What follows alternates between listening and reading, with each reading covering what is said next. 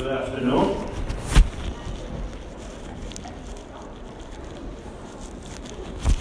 You ask most people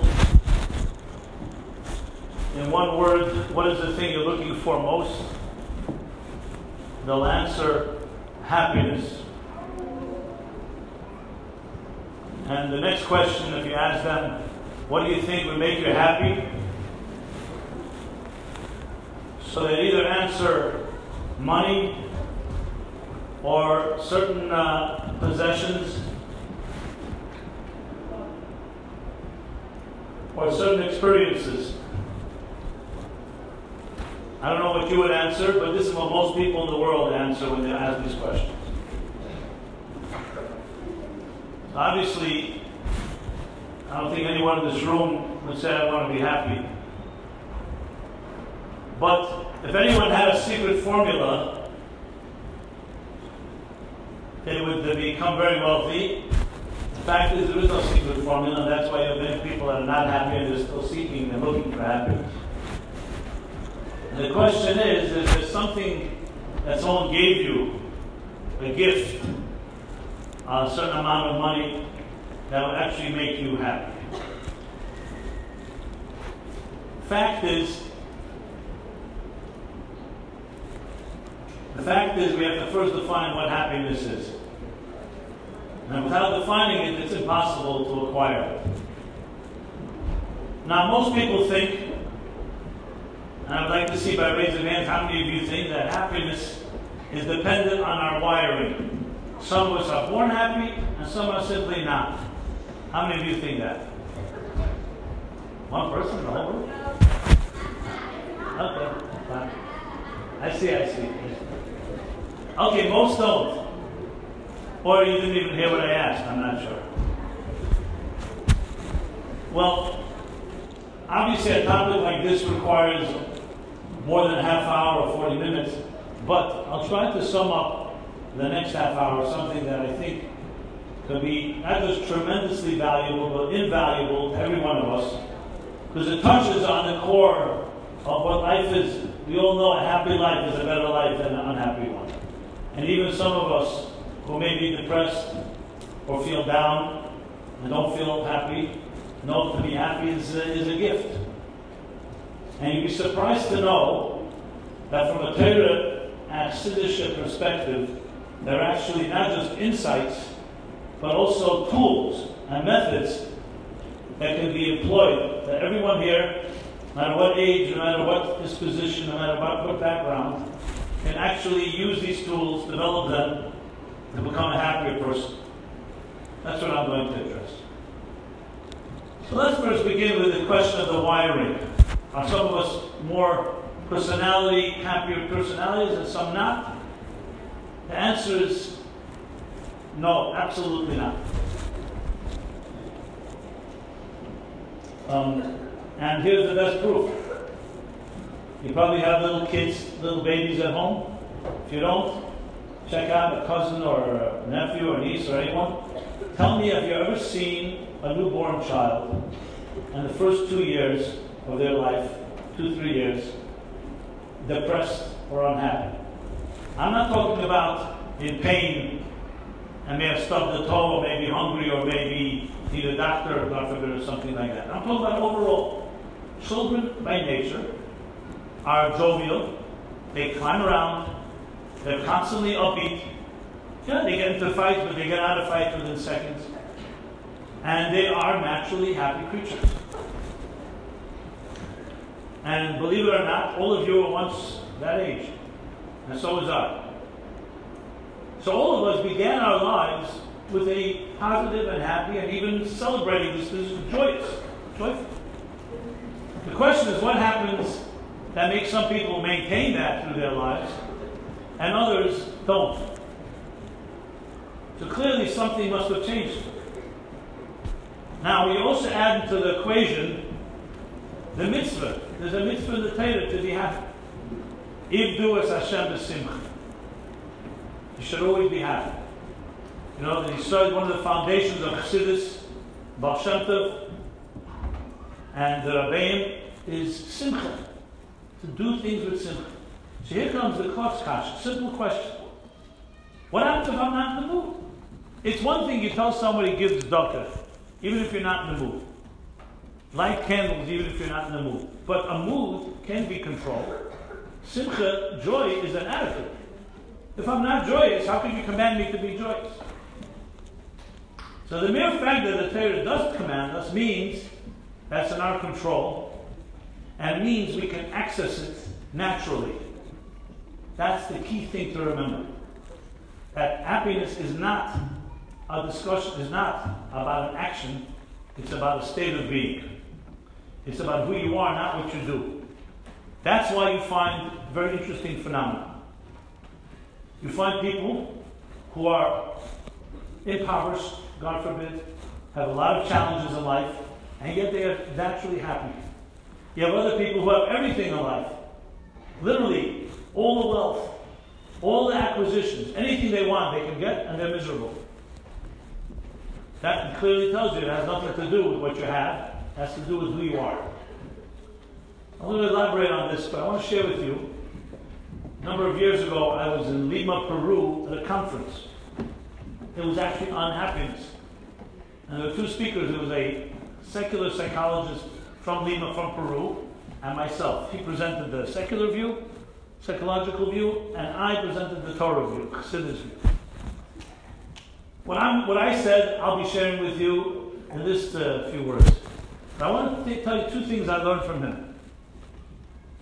One thing was, he did studies around the world. Who are the happiest people? Which country has, in statistics and tests, has the per capita, meaning percentage-wise, the happiest people?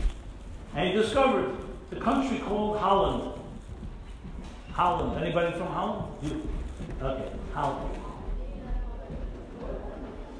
Girls, we'll find out the details later. Yeah, right. But the question is why? What's that? Holland. Now, I'm not getting into whether his studies are accurate. I'll just assume everything he said is correct. So he looked into it. Some argue why in Holland? Because Holland health insurance is free. The government pays for it. So some say that's the reason. I don't know. So he came up with his own theory. He actually visited Holland, and he did his own studies, and he discovered the following. Listen to this. In Holland, there are no billboards. You know billboards when you drive on a highway or on the road, you see big advertisements? In Holland, there are no billboards. And then he studied this further and discovered that in the Western world, meaning let's say the United States included, by the time you're age 20 years old, the average man or woman has been exposed to 1 million advertisements. 1 million advertisements by the time you're age 20. Advertisements, even if you're completely internet free, advertisements come in the shape, you walk down the street, you see a sign, you see a taxi cab with an ad. Wherever you go to a supermarket, there's always advertising. And by the age 20, most of us are exposed to 1 million ads. What does an ad do? What does the point for itself? Why do they buy an ad? Why does a company spend millions of dollars buying advertising? Advertising is meant to persuade you and me and emotionally manipulate us into buying something. How do you do that? By making you feel that if you don't have this product, or this journey, this trip, or this item, you're not going to be happy. If you travel here, you look like this, you wear these cosmetics, you smoke this, you drink that, you drive this type of car, you'll be a happier person. So you're ready to go and spend money because it's going to fill that void inside of it.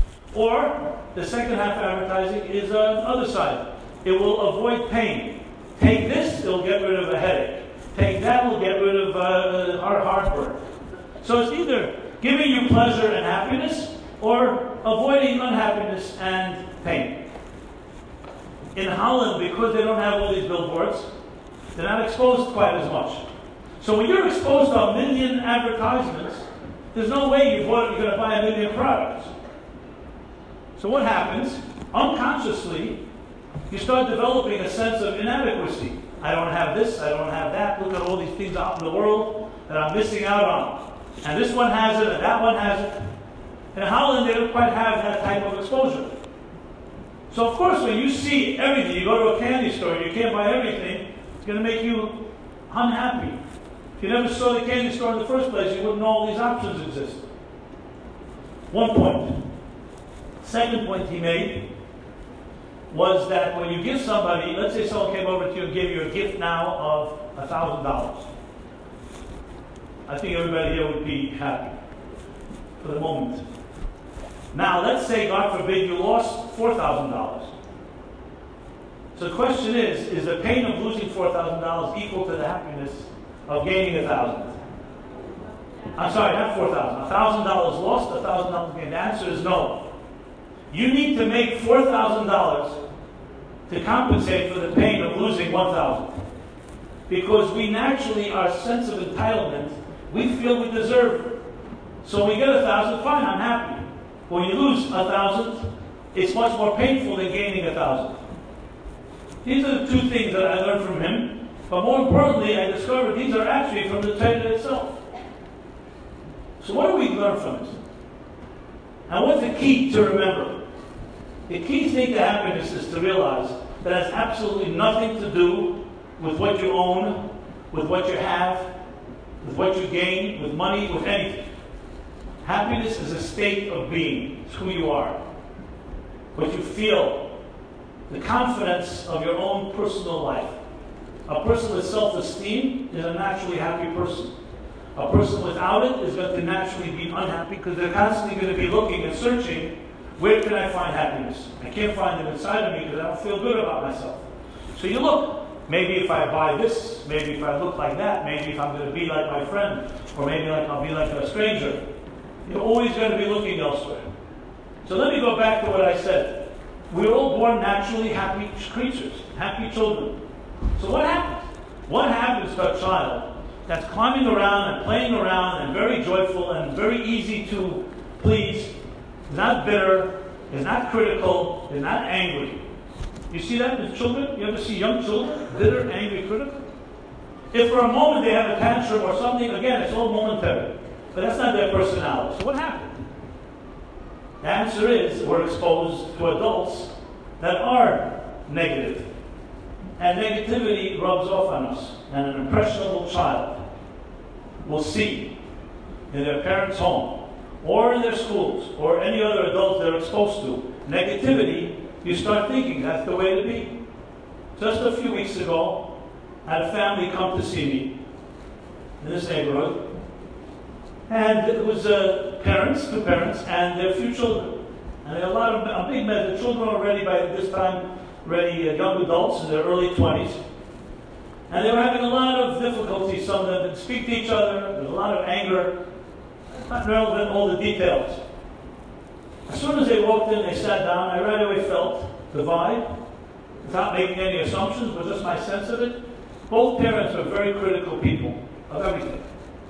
So I started, as they say, trying to assess the situation.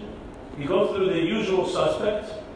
And I asked the question to one of the sons, and then to the daughter, and then to everyone, actually.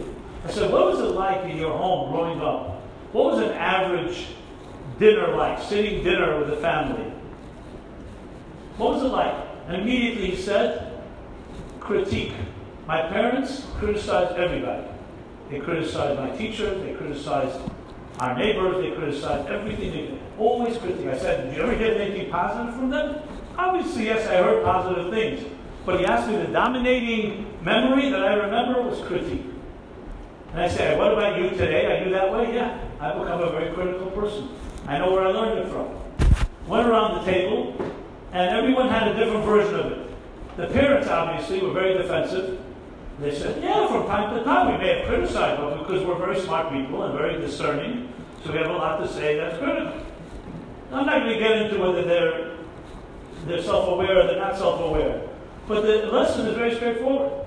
Children are created by Hashem, by God. And God does not create flawed packages. We're all human beings with flaws. But God did not create a human being that's depressed from birth. That's why Hashem can ask us to be besimcha. How could, if you were born, let's say you don't have a disposition, you weren't wired with joy and happiness, how could Hashem give a commandment, be happy, like I said earlier? He could command you to give tzedakah even if you're in a bad mood. The answer is because it's not a commandment that forces you to be someone that you're not. You are a happy person. You just don't know it. Why? Because we grow up in environments, and it could be the home, it could be other factors, school, it could be people you meet, friends, and you start learning new tools that are not happy tools. And what happens is you start thinking of yourself differently, and you do change. Not your essential personality doesn't change, but the way you behave changes. So the real objective of finding happiness is not, let's go shopping and we'll find which store will sell us something that will give us happiness. The objective is the opposite. Dig inside yourself, get rid of the surface levels of behavioral change that has shaped you to who you are, and discover the natural joy that every one of us has as our birthright. That's the challenge. Now, I'm not saying it's always easy. People who, for example, have gone through difficulties or have bad influences, and I have to mention that, they may need help, may need to talk to somebody, but you're not looking for someone to give you happiness, you're looking to find your own inner happiness, inner simcha.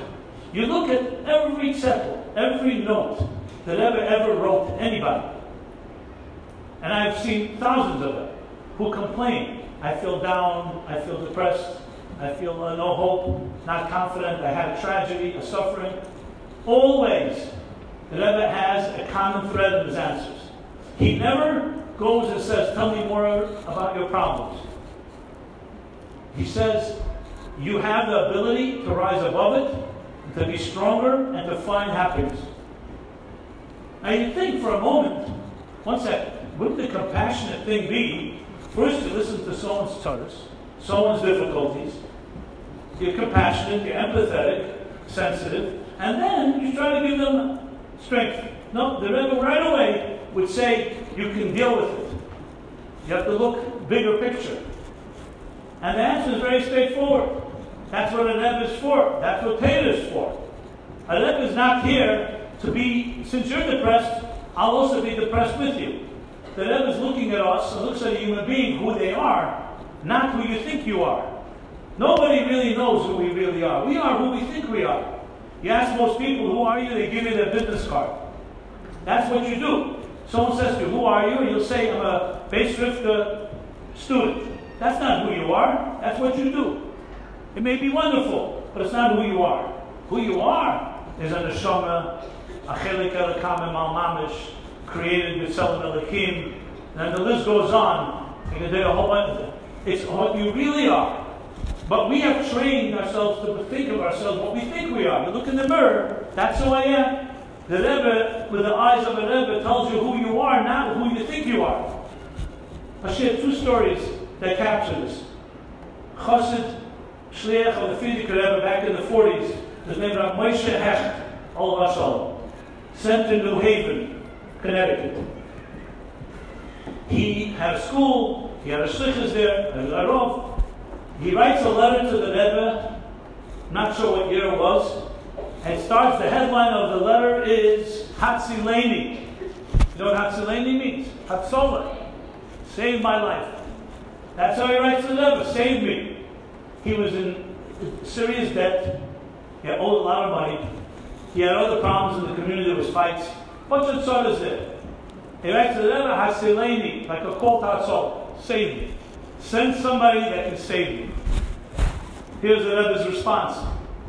The Rebbe says in Hebrew, Perem Yikro Vani Ene, which means, quoting a pasuk, before you even called, I already answered. No, even before you wrote to me, I already sent you someone. I already sent you someone to save you. And you probably don't know who he is. Let me tell you who he is. His name is Rabbi Moshe Hecht. And since you don't know him, I think you should meet him and get to know him, and you'll see he has the strength to save you. That's the Rebbe's answer. So what, the Rebbe's, God forbid, playing games, being cute? No. Every one of us sometimes looks at ourselves and says, I don't really have the strength. A Rebbe is a Rebbe, he sees the neshama, he sees the strength, and he says, no, that's not really you. You don't even know who you are. You don't even know what you're capable of. A second similar story with Rabbi Simon Jacobson in Milan, Italy. So she went with her husband Ashlichus of Gershom and Gerelik in 1959.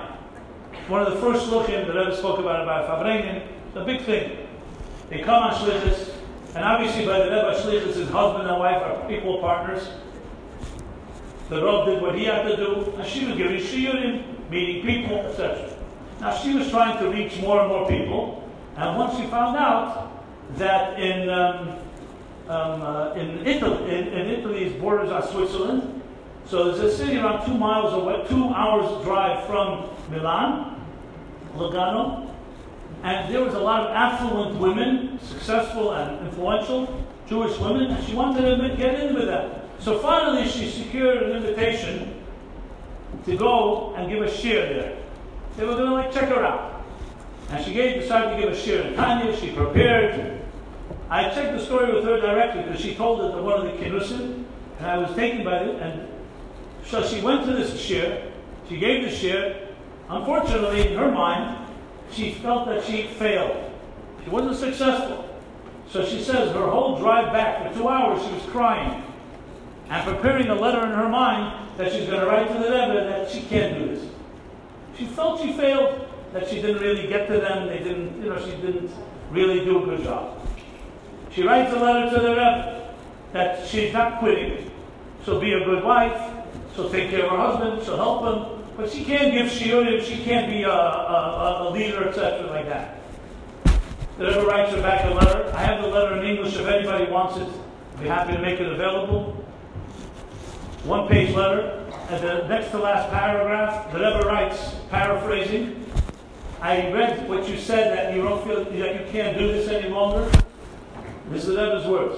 I assume you're not suggesting that the person that sent you didn't know what he's doing and sent the wrong person. And he writes a second time, I'm sure that you're not suggesting that the one that sent you didn't understand who you are and made a mistake. The Rebbe writes, now you can imagine what kind of impression she got, same like what Moshe had. You suddenly get deeper cases, and you're not going to disappoint the Rebbe. And more importantly, the Rebbe knows more what he chose than what you know. You could ask thousands of shluchim and shluchis in the world. Ask them when they went out on shluchis. They knew what they were doing. They came to cities, no clue how to raise money and resistance, all the challenges of the secular assimilated world.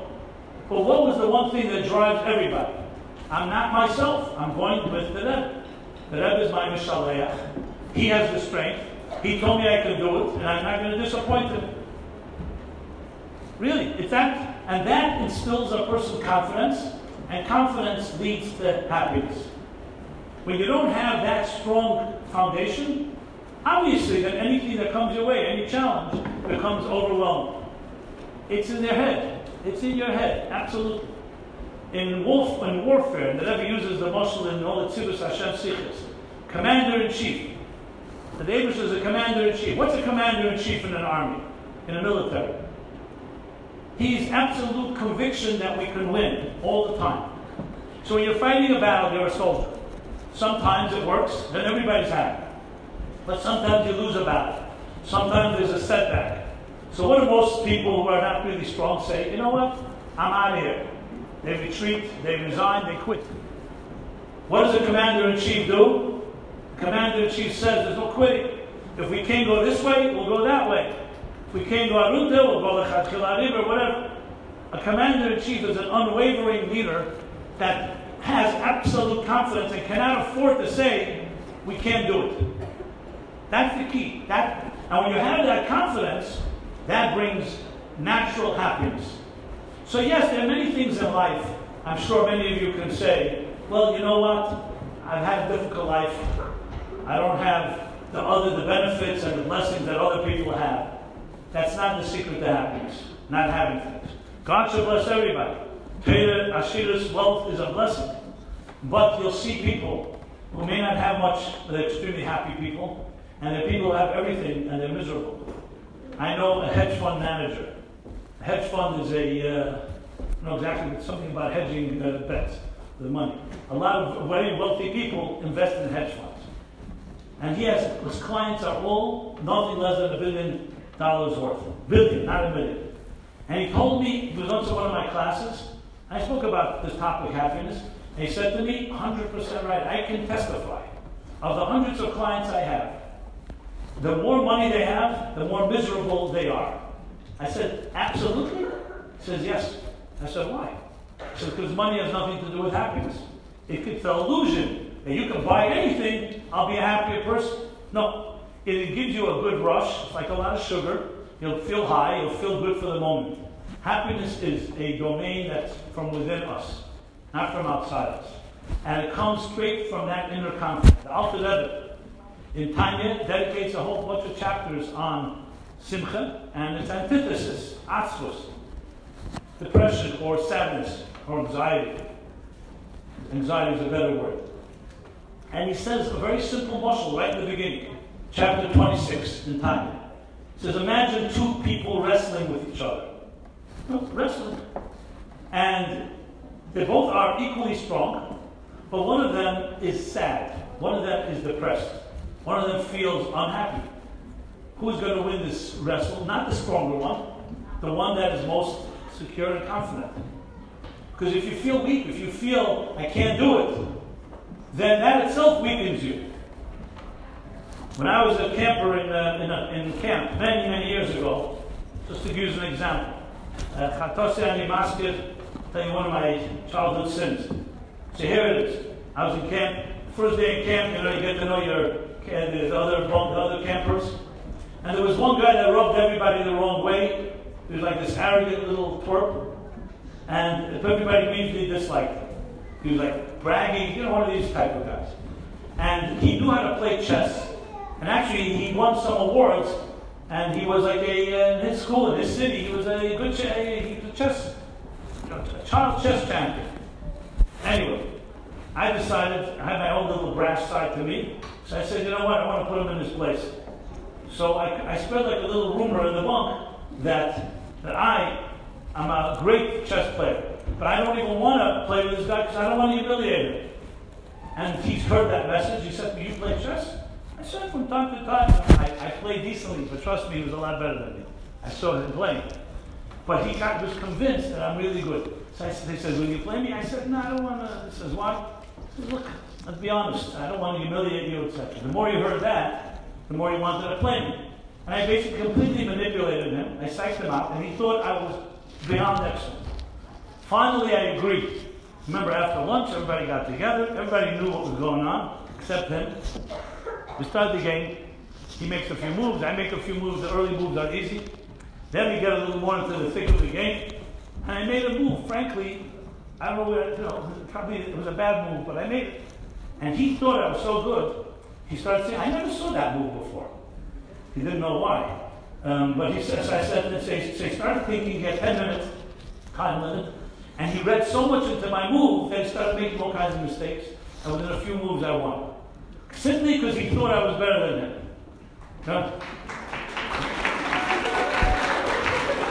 Trust me, it's not my finest moment. Actually, I'm quite embarrassed to share it. I'm only sharing it.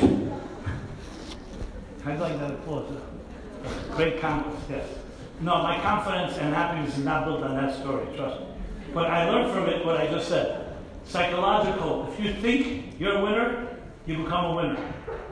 Obviously, we all have our challenges, but it's all in the mind and the heart, more than you may imagine. And what the Rebbe understood well was it cannot give in to your own weaknesses. Obviously, we all know we have challenges and we need help sometimes and support. But the general attitude is Hashem put you on this earth. He sent the neshama down to this world. We say it every morning.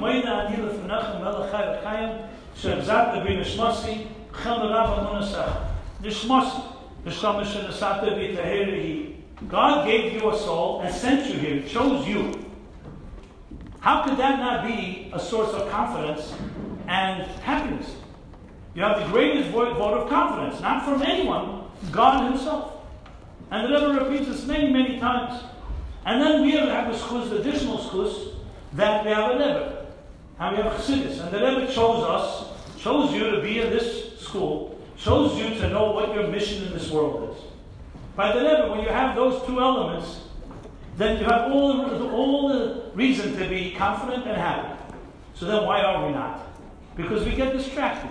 We start thinking, happiness is not about who I am.